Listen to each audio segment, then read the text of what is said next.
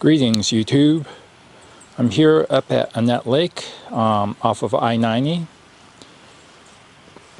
Came up here for a quick overnight to test out some gear and just to get out. I really missed the outdoors this last month because of a busy work schedule. And once again, this is the second time I'm using the Musicbed UL1P tent.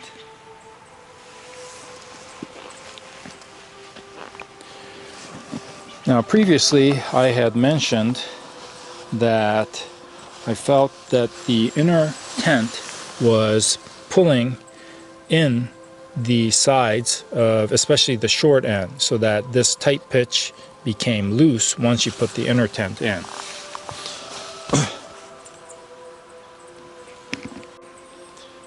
So my first impressions after test pitching it, I had put in a extra loop, a longer loop of shock cord to lengthen the attachments of the inner tent to those little clips in the corners.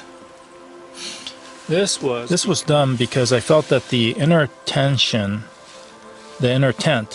tension was pulling in the corners, right? So that it was pulling in too much and causing the short end especially to kind of become loose. Now others had mentioned that they weren't reporting this problem and that perhaps I wasn't pitching it tightly enough. So I switched back to the original loops provided and did try to really put a tight pitch. I did notice that even with that, once I put the inner tent in, I felt like this was not as tight as initial. So then I went around and re-tightened all the cord locks very tightly. And yeah, I mean, it's workable. However, you'll notice that this one, actually I had some issues finding a non-rocky spot. This has moved over the course of the night because of the increased tension. The lengthwise, the long end seems to be nice and taut, although that's a fair amount of I probably should have staked this out so that there wasn't as much tension on the zipper itself. On the back corner here, good solid all the way in stake, and again I really cranked on it. However, you'll see that this side is a little bit loose because, yeah, again, this wasn't quite all the way in, and the increased tension over the course of the night seemed to have dragged it out. So in conclusion, I think it is possible to pitch this with the original length as specified, right, in both corners, all four corners there. But I still feel that the tension that's created by the inner tent pulling in the corners, to relieve that, I think it's better to use a longer length of shock cord or a longer length of the guy line there, and that should prevent it from collapsing inward or creating too much tension. There's no reason for it to be that tight.